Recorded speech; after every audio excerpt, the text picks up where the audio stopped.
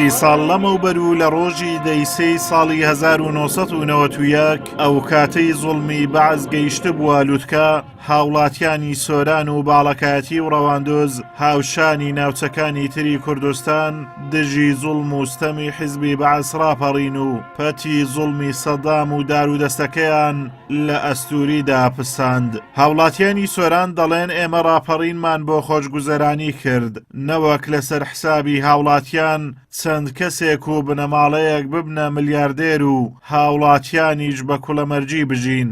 بۆیە پێویستە ئەوان پند لە زوڵمی سەدام وەرگرن و کۆتایی بە هەڵەکانی ئەوان بێنن، ئەگەرنا هەمان چارەنووسیش چاوەڕێی ئەوان دەکات. شۆڕش کرا ڕووبارێک خوێنی بۆڕژێنرا، بەڵام بەداخەوە شۆڕشەکە بۆ چەند کەسێک بوو، چەند کەسێک لێ سودمەند بوو. زۆرینەی خەڵک ئێستاش باجەکەی ئەدات. ئەوانەی کە دەستکەوتی ڕاپەڕین بوون ئەتوان بڵن تەوزیف نەکراینە، بە هەدەردران.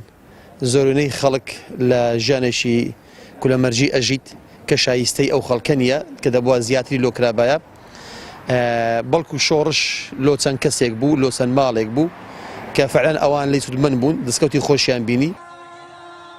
ئازادی و خۆشگوزەرانی دوو هیوا و ئومێدی گەلی کورد بوون لە باشووری کوردستان کە لە پێناویدا ڕاپەڕین، بەڵام لە سایی حکومڕانیە شکست خواردووە 30 ساڵیەکەی دوو حیزبی دەسەڵاتداری هەرێم هاوڵاتیانی کوردستان خۆشگوزەرانیان نەبینی و ئازادیش خەونێک بوو کە خەریکە لە گۆڕ دەنرێت.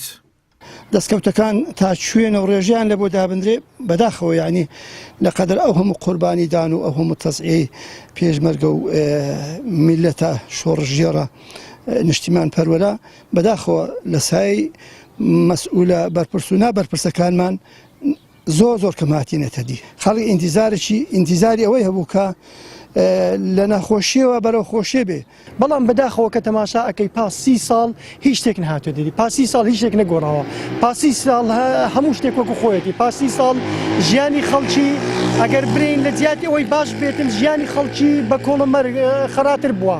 یعنی ئەوەی کە لە هەمووی کارەسات بارتر ئەوەیە خەڵکێک یعنی وایان لە خەڵک کردووە، ئینتیمای خەڵکیان وا لێ کردووە تحتە سفر. ئێستا ئینتیمای خەڵکیان وا لێ کردووە تەمەنا بە حزبی بەعسە خوازنەوە، یعنی تەمەنا خەڵک تەمەنا بەوەی ئەخوازیتەوە حزبی بەعسێک کە زوڵم و زۆرداری و خەڵکی لێ شەهید کردووە، تەمەنا بۆیە کە جارشتر بگەڕێتەوە. ئەگەرچی یادی ڕاپەڕین لە سۆران کرایەوە، بەڵام بەشێک لە حیزبە ئۆپۆزیسیۆنەکان بەشداری یادەکەیان نەکرد، بەهۆی ئەوەی ساڵانە ئەم یادە بە حیزبی دەکرێت.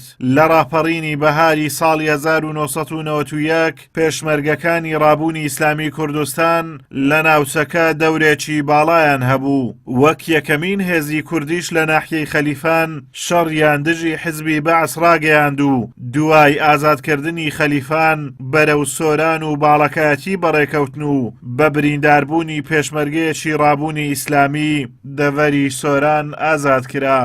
ئازاد ومەراوەی کەناڵی ئاسمانی پەیام، قەزای سۆران.